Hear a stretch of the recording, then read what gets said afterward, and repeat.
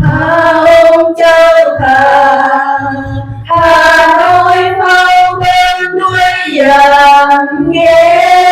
นเพราะพระองค์ทรงเป็นผู้สร้างจักรวาลเมื่อเลี้ยวเบิ่งดาวและเมื่อได้ยินเสียงฟ้าร้องเห็นสีพระหัตถ์ของพระองค์ทั่วท้องฟ้าข้าสรรเสริญพระเจ้าผู้โปรดให้ผลพระเจ้ายิ่งใหญ่พระเจ้ายิ่งใหญ่ข้าสรรเสริญพระเจ้าผู้โปรดให้ผลพระเจ้ายิ่งใหญ่พระเจ้ายิ่งใหญ่เมื่อข้าคิดถึงพระเจ้าผู้บ่ทรงเสียดายพระบุตรองค์เดียวแสดงว่าเป็นผู้ไทยถือทรมานขึ้นไว้ที่กำแพงเพื่อข้าขอพระคุณที่พระองค์ทรงเมตตาข้าสรรเสริญพระเจ้าผู้โปรดให้ผลพระเจ้ายิ่งใหญ่พระเจ้ายิ่งใหญ่ข้าสรรเสริญพระเจ้าผู้โปรดให้ผลพระเจ้ายิ่งใหญ่พระเจ้ายิ่งใหญ่จะเสด็จมาด้วยเสียงแก่ดังก้องเว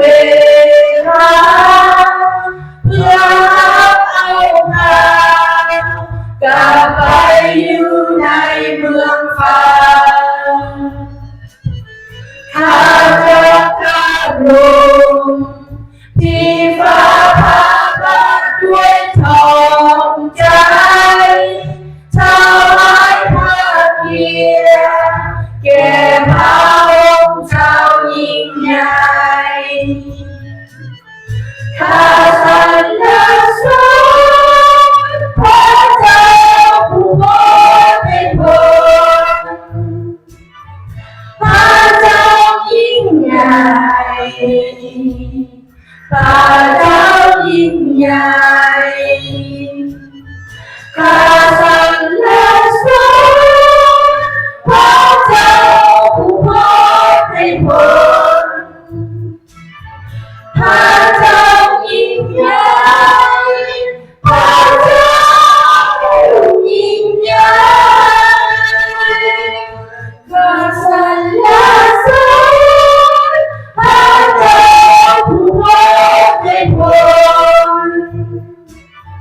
พระเจ้ายิ่งใหญ่พระเจ้ายิ่งใหญ่ข้าสรรเสริญพระเจ้าผู้โปรดให้ผลพระเจ้ายิ่งใหญ่พระเจ้ายิ่งใหญ่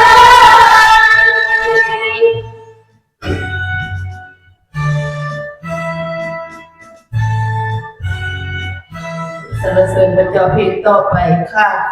พระเจ้าของข้า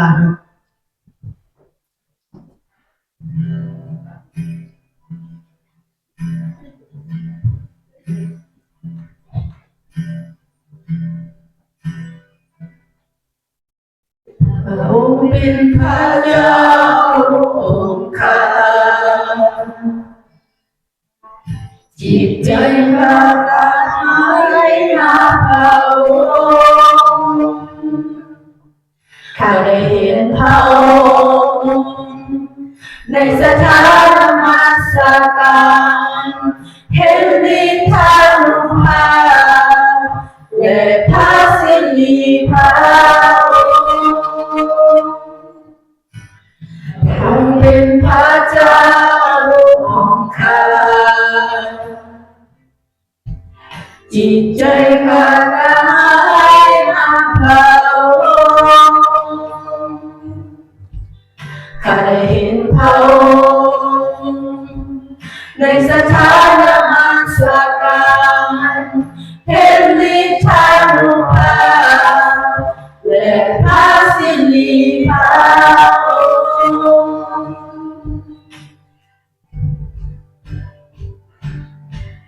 จะสรรเสริญนมัสการพระองค์ตราบที่ข้ายังมีชีวิตในโลกนี้ข้าจะสู้บังเกิดต่อพระนามพระองค์ข้าจะภาวนาถึงพระองค์ทุกคืนพระองค์เป็นคนของพระองค์ดีกว่าชีวิตเพราะความหามั่นคงของพระองค์ดีกว่าชีวิตเพราะความหามั่นคงของพระองค์ดีกว่าชีวิตความมั่นคงของพระองค์ดีกว่าชีวิตข้าจะสรรเสริญนมัสการพระองค์ตราบที่ข้ายังมีชีวิตในโลกนี้ข้าจะสู้กันต่อพระนามพระองค์ข้าภาวนาถึงพระองค์ทุกคืนข้าจะสรรเสริญนมัสการพระองค์ตราบที่ข้ายังมีชีวิตในโลกนี้ข้าจะสู้กันต่อพระนามพระองค์ข้าจะภาวนาถึงพระองค์ทุกคืนขอภาวนาถึงพระองค์ทุกคืน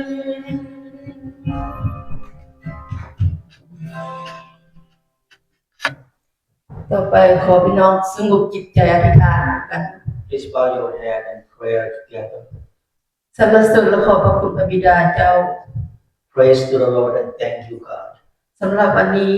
for today ที่พระองค์ประทานชีวิตลมหายใจให้พวกเราทุกคน that you give us life and breathe to เพื่อน all มัสการพระองค์ในวันนี้ในเวลานี้ to come to worship you, Father. ขอพระบิดาเจ้าทรงเปิดจิตเปิดใจพวกลูก May you, Father, open our heart and eyes ให้เข้าใจถึงข้อพระคำอันลึกลับของพระองค์ to understand your words, เพื่อพวกลูกจะนำไปใช้ในชีวิตประจำวันให้ถูกต้องตามน้ำพระทัยของพระองค์ for us to use every day according to your words. พวกลูกขอบพระคุณสรรเสริญมอบทุกสิ่งทุกอย่างต่อไปนี้ในการทรงนำพาในพระนามพระเยซูคริสต์เจ้าอาเมน We give thanks to you and praise to you in everything in the name of Jesus Christ our Lord. Amen.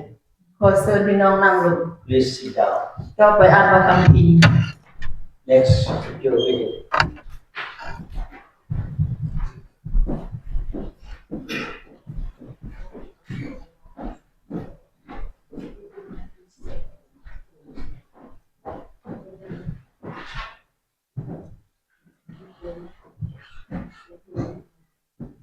The first scripture reading of today is Psalm 23, verse 1. The Lord is my shepherd. I have what I need.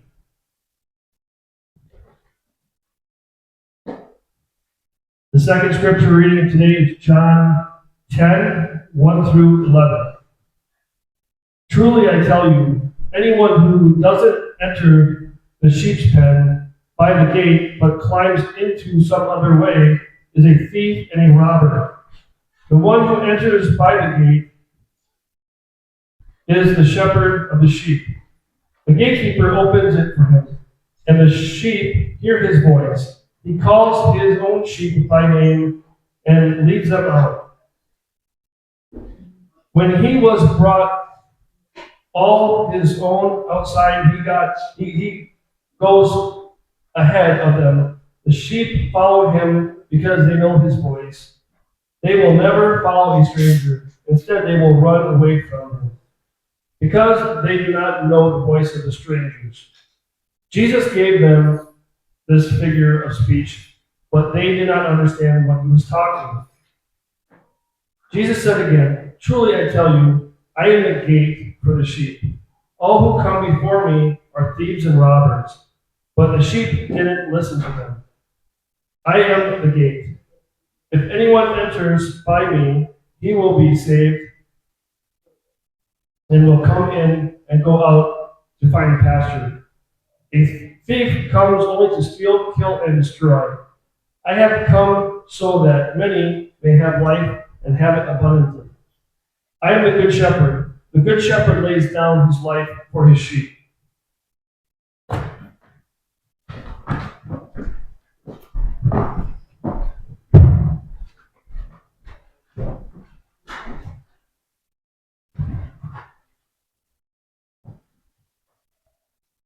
ต่อไปพระน้อยจะอ่านพระคัมภีร์เพลงสรรเสริญบท23ข้อที่1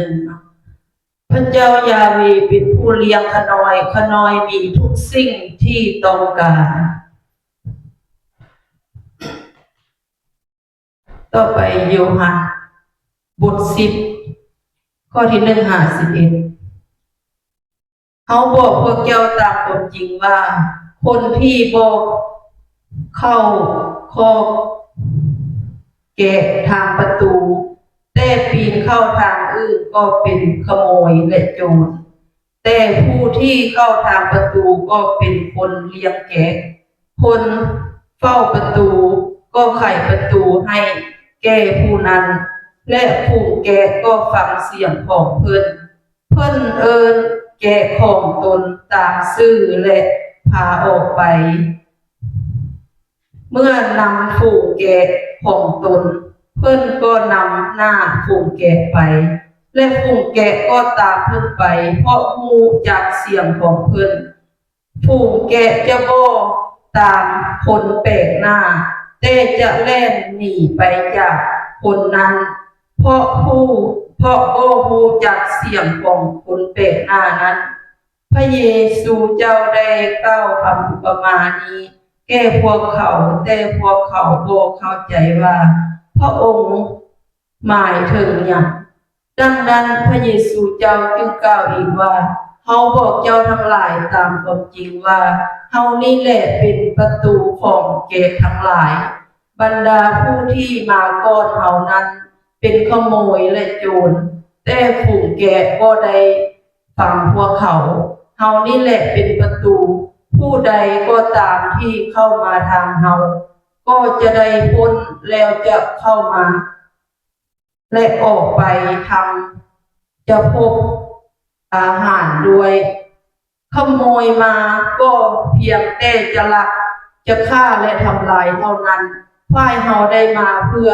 เขาจะได้ชีวิตและจะได้ชีวิตอย่างครบบริบูรณ์เฮานี่แหละเป็นผู้เลี้ยงแกะที่ดีผู้เลี้ยงแกะที่ยอมสละชีวิตของตนเพื่อฝูงแกะอาเมนขอพี่น้องยืนขึ้นอธิษฐานถวายสัตย์ Please rise, pray for offering. สรรเสริญและขอบพระคุณพระบิดาเจ้า Praise the Lord and thank you, God, ที่พระองค์ทรงประทานทุกสิ่งทุกอย่างให้พวกลูก that you give everything to all of us. ที่ลูกมีอยู่ We have today เวียกการงาน work, ทรัพย์สิ่งของ treasure, เงินค money. ำพวกลูกขอบพระคุณพระองค์ We give thanks to you. ที่มีทรัพย์สินมาถวายในครั้งของพระองค์ในวัน And we นี้ have treasure to offer to you. ข ขอให้เวียงทางของพระองค์เกิดดอกออกผล May your works prosper ตามน้ำพระทัยของพระองค์เจ้า according to your will. พวกลูกสรรเสริญขอบพระคุณทุกสิ่งทุกอย่างในพระนามพระเยซูคริสต์เจ้าอาเมน We thank you and praise you in the name of Jesus Christ our Lord. Amen. ขอ Praise เชิญ the นั่งล Lord. งจะเท้ามาลองเพลงเพลงพิเศษ Special มาลองกัน song มาลองกัน of Chantal. เพลงเราเคยลองแล้วลองกัน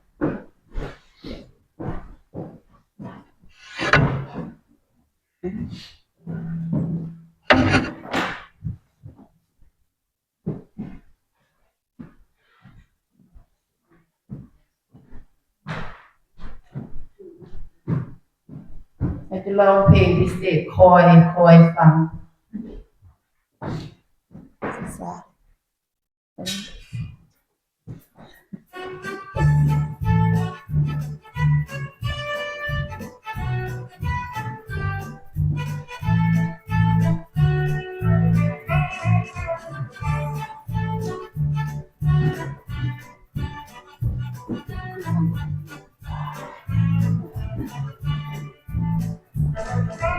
คอยฟังเขาต้องคอย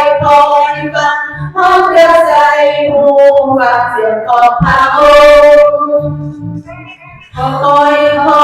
ฟังพระองค์กำลังฟังผู้เลี้ยงของข้าก็ยังเสียงข้าได้เขาเป็นผู้เลี้ยงของได้ชีวิตข้าก็เพียงอยากฟังเสียงของพระองค์เขาเป็นผู้เลี้ยงของในชีวิตแค่นั้นยอมทำเสียงพระองค์ได้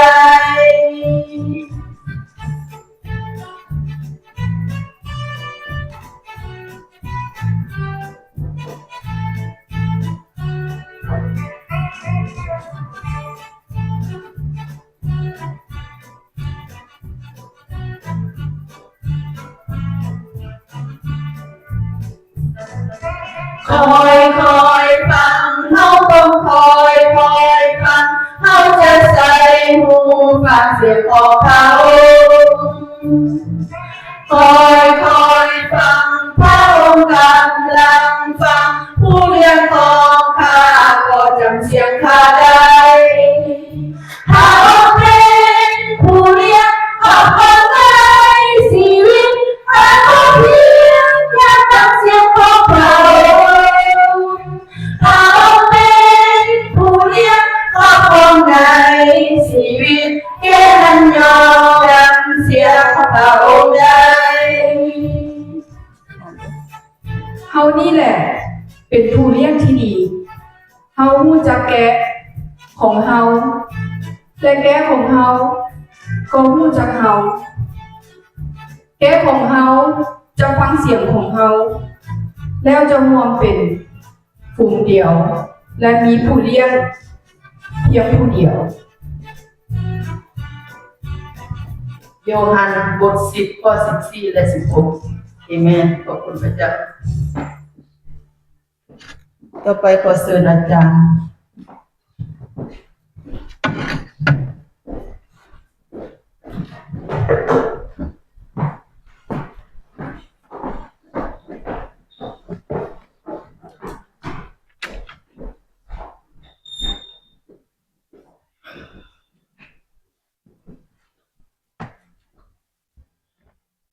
สบายดีพี่น้องทุกๆคน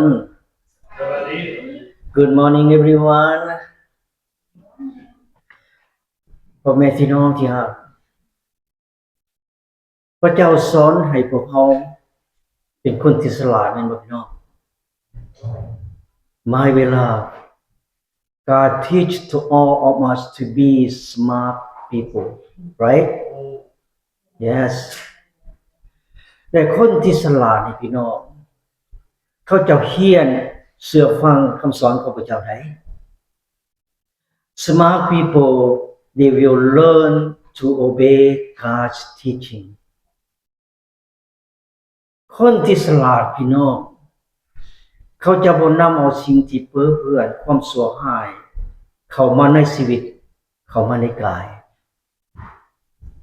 เพราะพระคัมภีร์ได้บอกพวกเราว่าอย่างไรพี่น้องกายของพวกเรา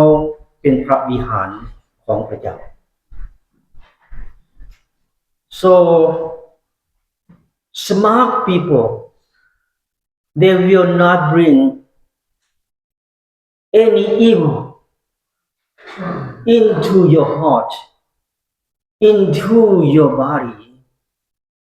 because the Bible says your body is the temple of God your body is the temple of God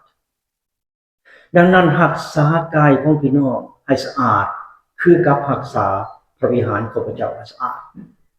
so keep your body clean as you keep the temple of God clean Amen พี่น้อง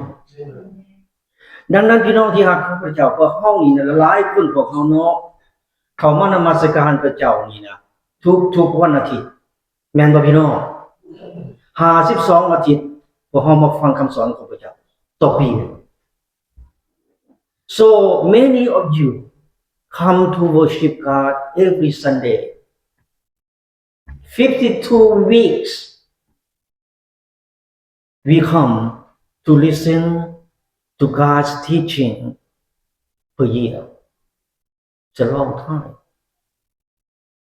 ถ้าพี่น้องเฮียนพี่น้องจะเข้าใจพี่น้องจะปฏิบัติตามและพี่น้องจะมีความเชื่อหลายขึ้นเขาแม่นบ่พี่น้อง if you learn if you understand you will have strong in faith เมื่อพี่น้องมีความเชื่อที่แข็งแล้วบ่มีหยังดอกพี่น้องที่จะทำลายชีวิตของพี่น้องได้ if you are strong in faith nothing to bother you ดังนั้นพระคัมภีร์สุภาษิตบทที่15ข้อที่3จึงเตือนใจพวกเราทุกๆคนในวันนี้ So the book of Proverbs chapter 15 verse 3 remind to all of you today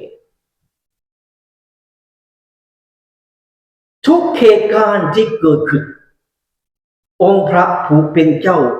ผู้เห็นพระองค์เป็นผู้เฝ้าเบิ่งทั้งคนดีและทั้งคนชั่ว Proverbs 15:3 The Lord sees what happened everywhere He is watching us whether we do good or evil That's so real and so true พ่อแม่พี่น้องที่รักพระเจ้าเห็นภายในจิตใจของพวกเราพระเจ้าเห็นการกระทำของพวกเราทุกสิ่งทุกอย่าง My beloved God see inside your heart God see what you are doing Yes ให้พี่น้องเข้าใจว่าพระเจ้าเบิ่งพวกคุณอยู่ตลอด Please understand this God watching you every time พระเจ้าทรงเห็นทุกๆการเคลื่อนไหวของพี่น้อง God can see every movement of you อาจารย์หักพี่น้องแท้ๆ I really love all of you ดังนั้นอาจารย์นี่นะจึงขอแนะนำพี่น้อง So I would like to advise to all of you my dear brother and sister อย่าตัวพระเจ้าพี่น้อง Do not lie to God เพราะพระเจ้าบ่เคยตัวพวกเขาแม่นบ่พี่น้อง God never lie to us at all พระเจ้าบอกทุกคนสัตย์ซื่อแม่นบ่พี่น้อง God speak the truth to all of you พ่อแม่พี่น้องที่รักพระเจ้าสามารถอ่านแนวคิดของพี่น้องได้ God can read your mind พี่น้องเขามานั่งอยู่ในพระวิหารที่ศักดิ์สิทธิ์ของพระเจ้าแต่ใจของพี่น้องแนวคิดของพี่น้องบ่ได้อยู่ในองค์พระเยซู You sit down in the holy temple of God but your mind your heart is not with Jesus right ดังนั้นมื้อนี้อาจารย์ขอให้ทุกๆคนได้ลุกขึ้นยืน Today right now please stand up all of you please possible เปิดใจของพี่น้อง Open your heart Lift up your two hands please do it Bow your head Confess your sin to God for God to forgive you in 2 seconds please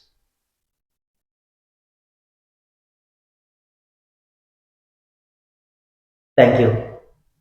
please sit down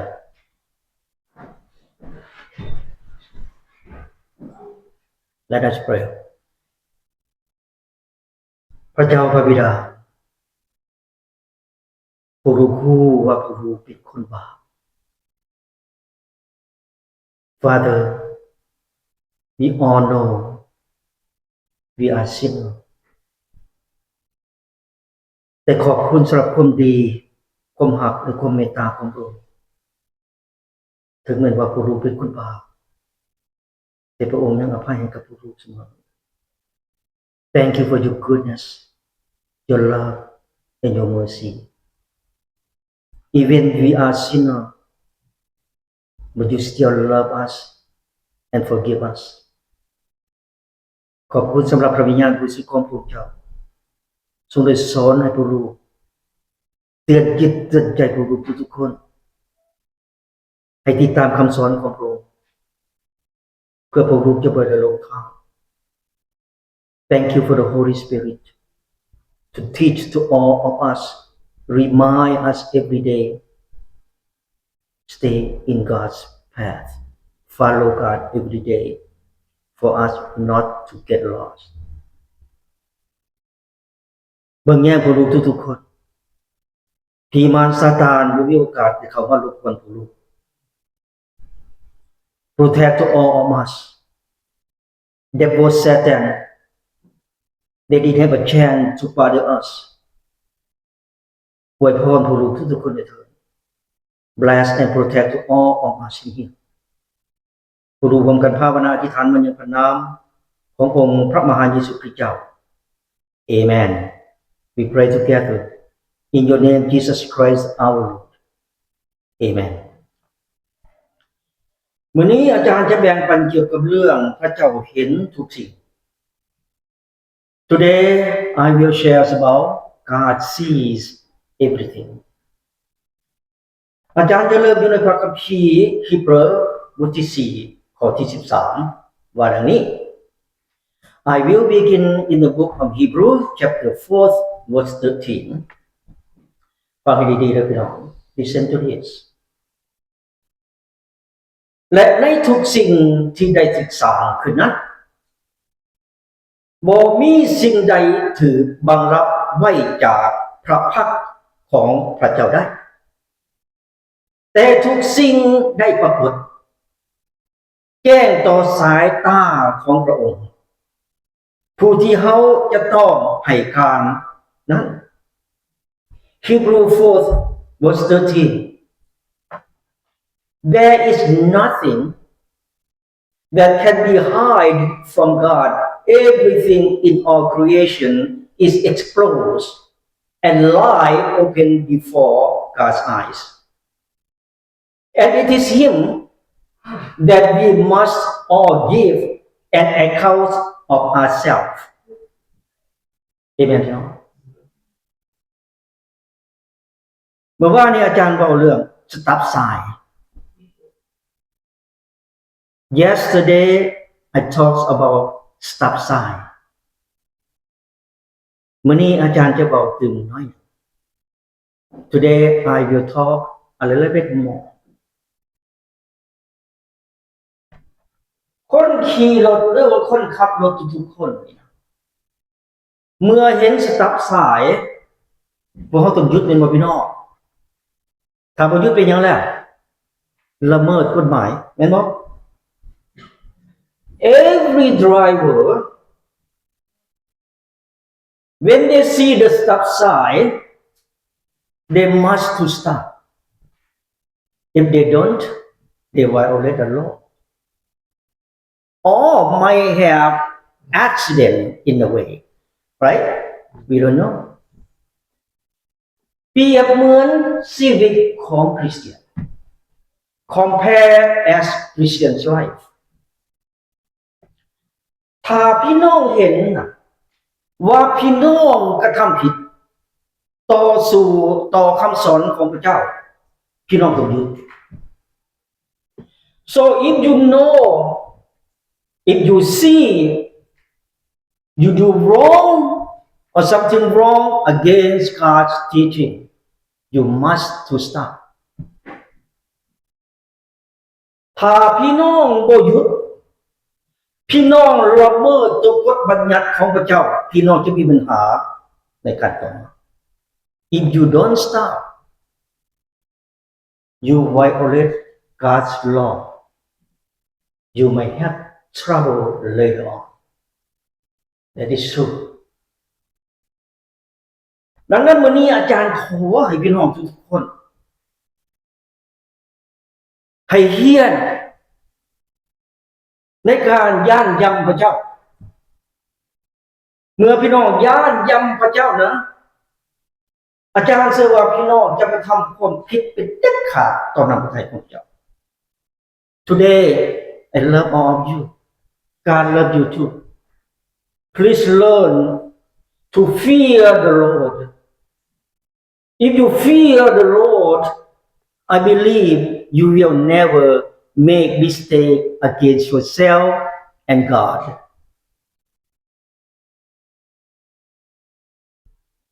พ่อแม่พี่น้องที่รักของพระเจ้าอาจารย์เชื่อว่าทุกคนได้ยินเสียงของพระเจ้าในวันนี้ I believe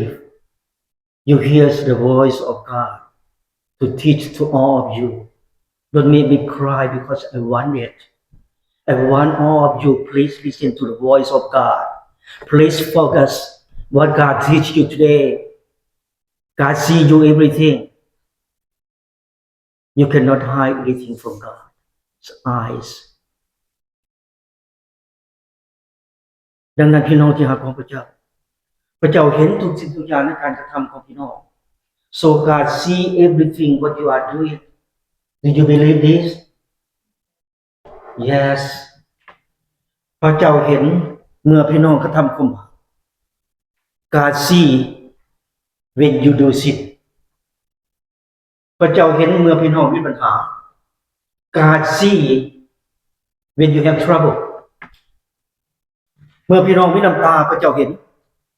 when you have tear God see เมื่อพี่น้องตกอยู่ในความลำบากพระเจ้าเห็น when you are suffering God see God see everything you do good or evil พระเจ้าเห็นทั้งความดีและทั้งความชั่วในการกระทำของพี่น้อง That is real ดังนั้นบ่มีสิ่งใดที่พี่น้องจะเสื่องไว้จากสายพระเนตรของพระเจ้าพระเจ้าเห็นทุกอย่าง Nothing you can hide from God's eyes God see everything what you are doing therefore today please follow the word of God my dear brother and sister for you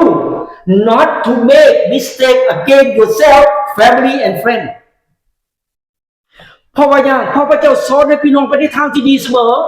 because God teach you always in the right way and good way and be good people. Please, I need it. I really need it. Help me. If you help me, you will also help God.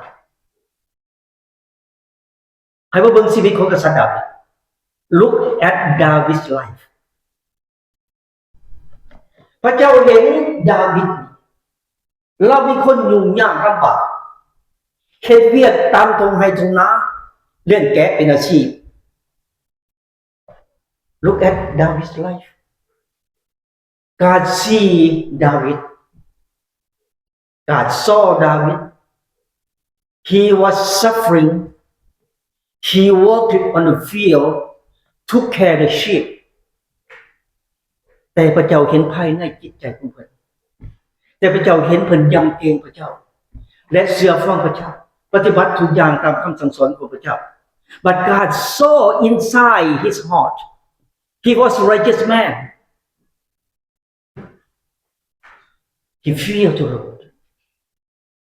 He listened to God's command. He followed everything God tell him to do. You too. You need to do that. แล้วพระเจ้าเห็นอย่างไรพระเจ้าเปลี่ยนดาวิดนี่จากคนเลี้ยงแกะกลายมาเป็นกษัตริย์ของชาติอิสราเอล Then God changed David from shepherd to become the king of Israel. You too. You need to learn the same thing. แล้วดาวิดพระเจ้าอวยพรเรามีชีวิตที่มั่งคั่งสมบูรณ์เจริญรุ่งเรืองพระเจ้าช่วยเราทุกสิ่งทุกอย่างเกี่ยวต่อกันพี่น้องเช่นเดียวกัน So God blessed David. He was prosper in life. He had everything he needed. You the same thing. ดังนั้นดาวิดได้ประกาศทั่วทั้งโลกแต่สมัยนั้น 2-3 พันปีก่อนเดี๋ยวนี้ให้ทุกคนรู้ว่าพระเจ้าเป็นผู้เลี้ยงที่ดี So that David he revealed and tell the whole world that from 3,000 years ago until now God is good shepherd. Yes. ดังนั้นอาจารย์จะยังให้พี่น้องทุกคนสิ่งเดียวกันให้เห็นพระเจ้าเป็นผู้เลี้ยงที่ดี So I would like all of you to see God is very good shepherd เพราะว่าอย่างชีวิตของพี่น้องที่เลื่อนรุ่งเรืองในปัจจุบันนี้ Because your life are prosper God help you everything you need God help you.And God teach all of you to be good people, do we? Keep practice. Keep learning. Obey God's teaching for your own life. If you obey God, you have strong in faith.You will never walk in wrong path of God. You will never walk with stranger. Please doing this. Amen. บัดนี้ให้พี่น้องเปิดมาอยู่กับคัมภีร์โยฮันบทที่10ข้อที่1ข้อที่11อาจารย์จะบ่อ่านคืนแต่ให้เบิ่งอยู่ทางสกรีน Now please turn to the Gospel of John chapter 10Verse 1 to 11, I will not read over. Please look at on the screen. ในพระคัมภีร์โยฮันบทนี้เพิ่นบอก2อย่างพี่น้อง The Gospel of John, this chapter talks about two things. ข้อที่1คนของพระเจ้าข้อที่2คนของมาร Number 1 God's people.Number 2, devil's people. บัดนี้มาบอกให้ข้อที่1พี่น้องคนของพระเจ้า Now we're going to talk about number 1 God's people ให้พวกเขาบอกพร้อมกันเขาเป็นคนของพระเจ้าพี่น้อง Please say together we are God's people We are God's people We are God's people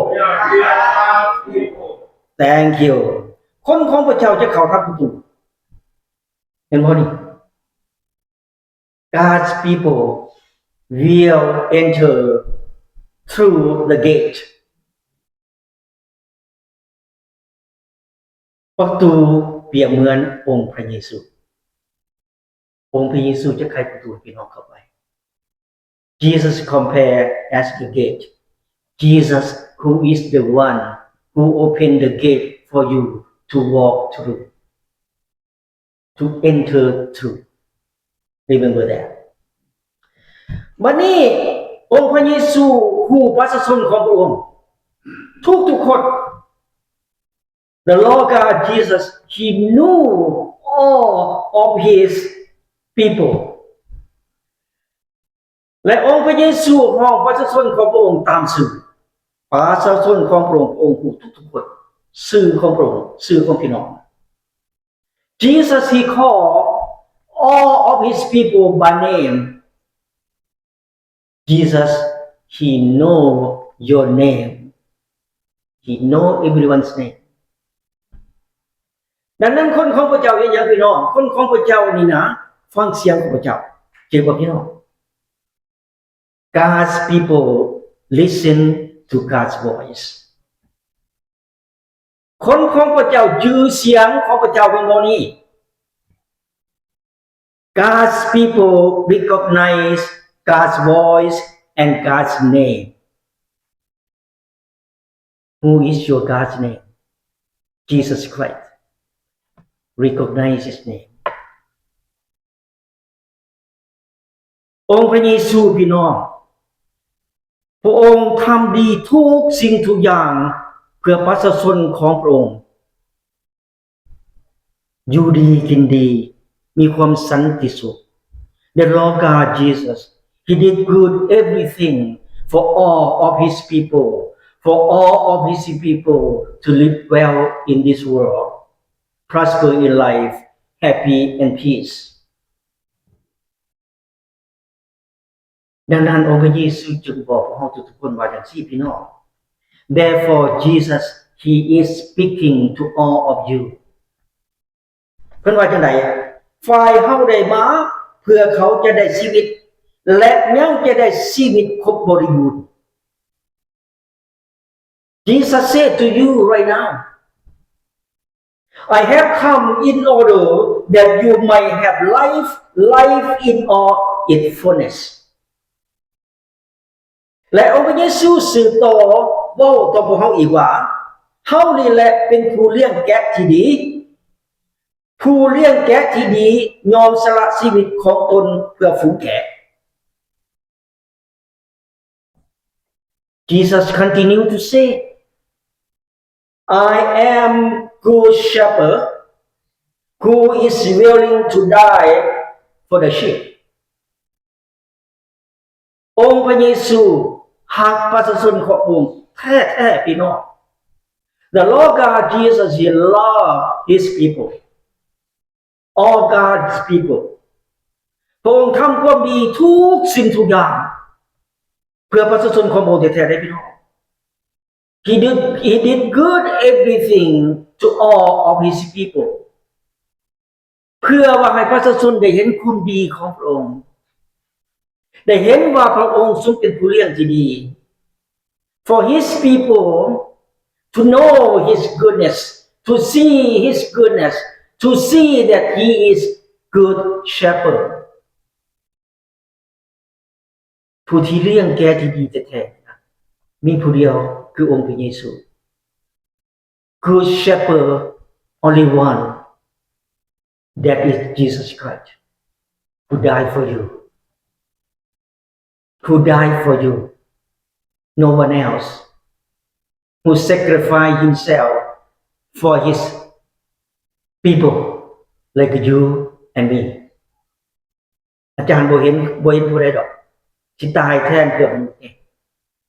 I never seen no one die for the people in the world except only one Jesus Christ. He is very good shepherd. Right? พี่น้องเชื่อบ่องค์พระเยซูตายเพื่อพี่น้อง Do you believe Jesus died for you? Thank you. บัดนี้มาบอกในข้อที่2คนของมาร Now let's talk about number 2 devil's people or evil people พ่อแม่พี่น้องที่รักของพระเจ้าเพราะเขาฮู้กันในนานแสนนานพี่น้องมาโบนี่หลายกว่า20ปีเป็นบ่นี่หรือหลายกว่านั้น We know long time ago many of you come to the church, join the worship and listen to the word of God. Maybe 30 some plus years, 10 or 5, 6 years. We already know that. มารเป็นศัตรูของพระเจ้ามันก็บอกผม We already know that. Devil is God's enemy. แล้วมารยังเป็นศัตรูของประชาชนของพระเจ้าด้วยเด้ And also devil is the enemy of God's people. มารพยายามหลอกลวงประชาชนของพระเจ้า Devil try to trick God's people. มารเนี่ยพยายามดึงเอาคนของพระเจ้าออกจากพระเจ้าออกจากคนเชื่อ Devil try to take God's people away from him and take away their faith. ดังนั้นพระคัมภีร์จึงบอกว่าจังได๋พวกมันเป็นโจรโมเมนต์ธรรมดาได้พี่น้อง Therefore the Bible said it is thief and robber. ดังนั้นองค์พระเยซูพี่น้องจึงสอนให้พวกเขาอยู่เรื่อยๆ Therefore the Lord God Jesus He teach all of us all the time ระมัดระวังมารพี่น้อง Be careful devil ดังนั้นองค์พระเยซูจึงบอกความจริงให้กับเราเดี๋ยวนี้ Therefore the Lord God Jesus He is telling all of you right now ขโมยมาก็เพียงแต่จะลักจะขาดและทำลายเท่านั้นจึงบอกพระคัมภีร์ข้อนี้ So the Lord God Jesus is speaking to all of you right now. Please remember this. The thief come only in order to steal, kill and destroy.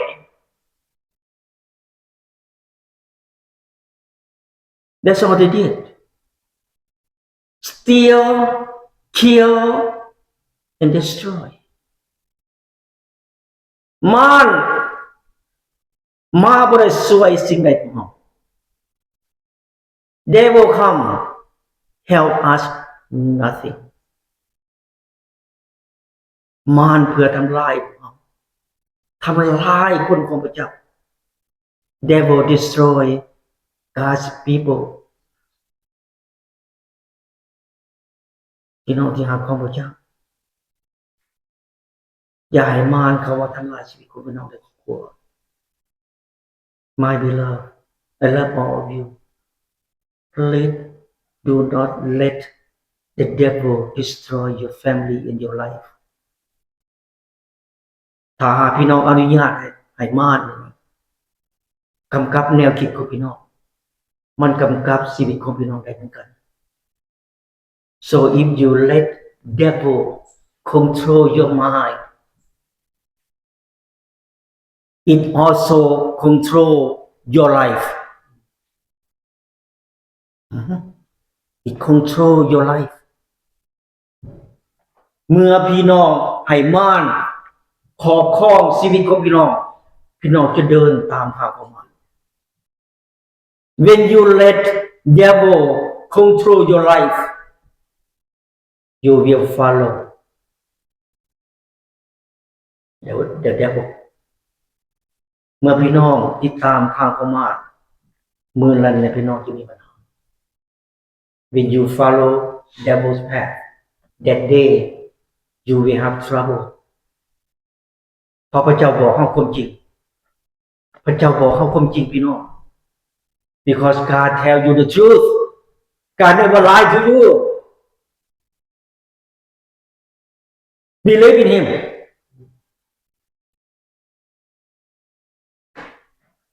are you remember this thief come only in order to steal kill and destroy nothing good ดังนั้นมื้อนี้พระคัมภีร์จึงสอนให้พวกทุกคนระมัดระวังมารอยู่อ้อมของพี่น้องทุกๆเวลา Be careful the devil people the evil people around you every single day so keep the word of God remember the name of Jesus Christ in you to protect yourself อาจารย์จะถามพี่น้องแม่นผู้ใดได้จับองค์พระเยซูเจออยู่บ่ So I would like to ask all you please answer me who arrested Jesus please answer me you know who arrested Jesus the devil people the evil people right คนดีผู้จับองค์พระเยซูมีแต่คนชั่ว good people will never arrest Jesus except only evil people the devil people แม่นผู้ใดแหละทรมานองค์พระเยซูเฮ็ดให้องค์พระเยซูเจ็บปวดบ่แม่นคนดีคนชั่ว who suffered Jesus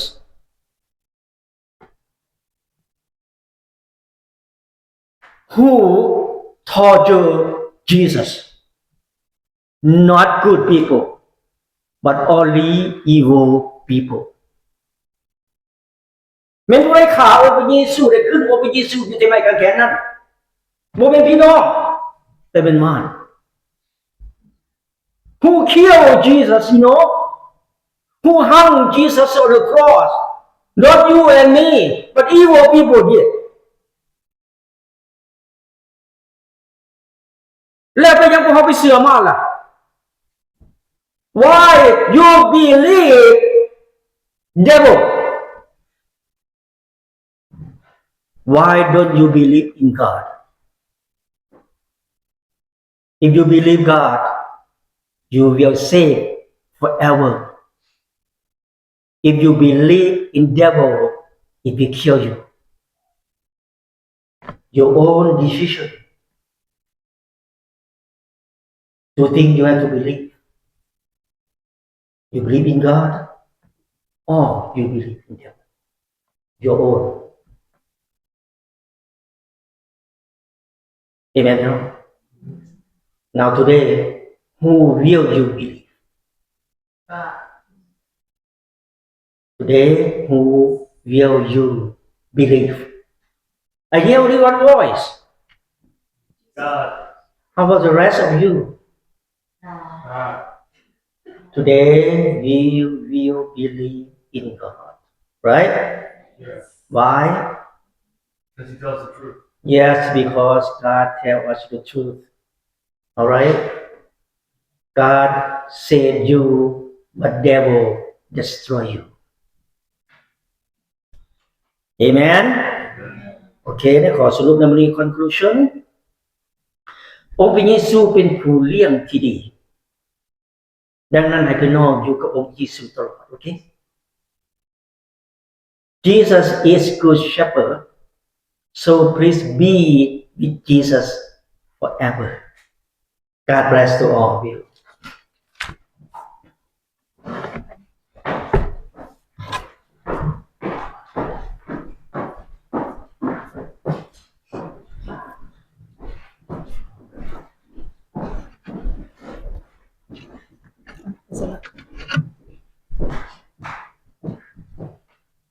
ข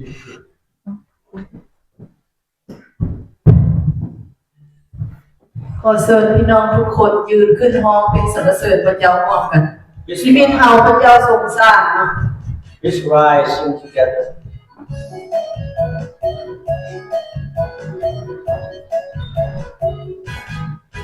ชีวิตเฮาพระเจ้าทรงสร้า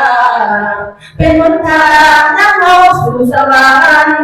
หวังว่าลุ้นพระคุณพระธรรมสมควรแล้วทางสรรเสริญโมทนาพระบิดาพระบุตรพระวิญญาณผู้เลิศล้ำพรพระองค์ที่ทรงบันดาลให้เป็นประจำสืบสานในฤทธิศาสตร์ในพระนามพระเยซูทรงรู้สายประจาความบาปที่เราเคยทำเป็นประจำพระองค์ทรงไทยแม้จะมีคนทิพย์ใครดูหมิ่นก็สร้างใครพระองค์ทรงให้อภัยพวกเราความสุขเศร้าก็หายไปจะมีภัยที่ใดกันเก่านำพวกเราช่วยพระใจรอดพ้นทำความดีความดีจากคนที่จะไปตนให้หลุดพ้นจากความตายก็มีวันจะสุดท้ายจากความตายได้เลยพระเยซูเป็นผู้เสยโอ้พี่น้องเอ๋ยฟังไม่ลืมพวกเราในพระนามพระเยซูทรงดูสายประสาความบาปที่เราเคยทำเป็นประจำพระองค์ทรงไทยแม้จะมีมนทินใครดูหมิ่นก็สร้างใครพระองค์ทรงให้อภัยพวกเราความซึมเศร้าก็ต้องหายไป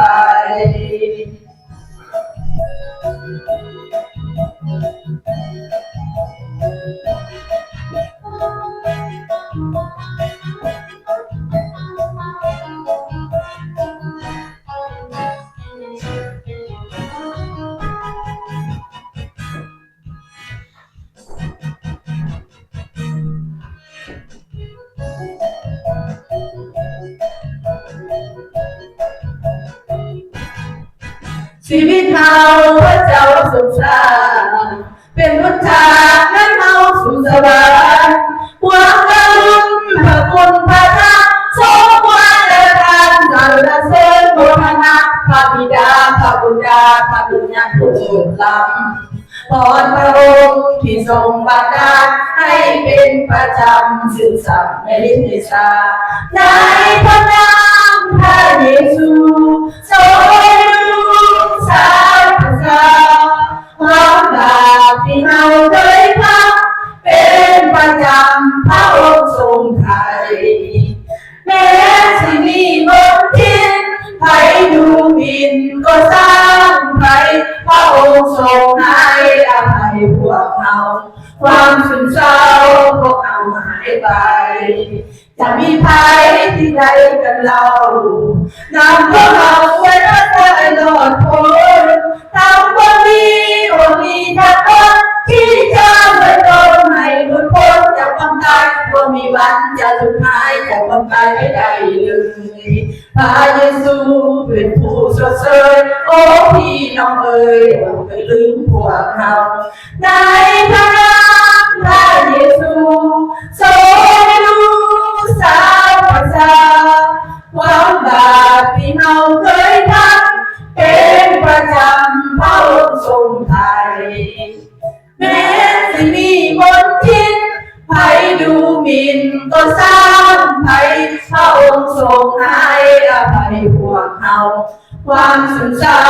พวกเราหายไป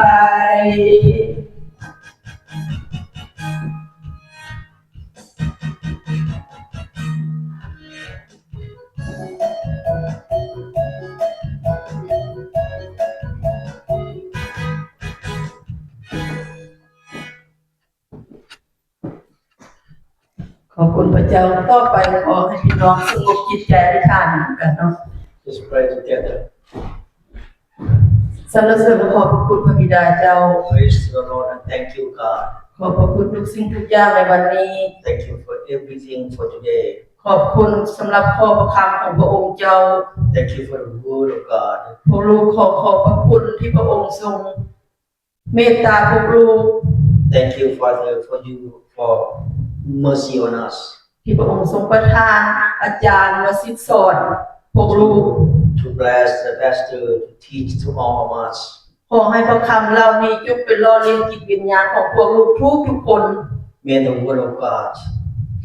stay into all of us. เพื่อพวกลูกจะนำไปใช้ในชีวิตประจำวันให้ถูกต้องตามน้ำพระทัยของพระองค์ For us to use every day according to your will. บ่ให้พวกลูกหลงเดินทางผิด For us to walk in wrong way. ในพระนามพระเยซูเจ้าเฮ็ดได้ทุกสิ่งทุกอย่าง In the name of Jesus, can do everything. ขับไล่สิ่งชั่วร้ายที่มารซาตานออกจากจิตใจของพวกลูกทุกคน Drive out all evil out from heart. พระบิดาเจ้าค่ะ Father, ในวันนี้สิ่งใดที่พวกลูกล่วงเกินพระองค์ today if we make mistake against you, ในแนวคิดจิตใจในการเว้าจาในการกระทำ mind, speak, and deed, ขอพระบิดาเจ้าทรงเมตตาอภัยโทษให้พวกลูกทุกคนด้วยเถิด may you mercy on us and forgive to all of us. นำทางพวกลูกให้ไปทางที่ถูกต้องอยู่เสมอ Lead us in the right way always. อวยพรพี่น้องทุกคน Bless to all of us ให้อยู่ในความรักความเมตตาของพระองค์เจ้าตลอดไป in love and mercy in you forever. พวกลูกสรรเสริญและขอบพระคุณทุกสิ่งทุกอย่างในการทรงนำพาในพระนามพระเยซูคริสต์เจ้าอาเมน Pray to you and thank you to you in the name of Jesus Christ our Lord. ต่อไปพระนามประเสริฐอาจารย์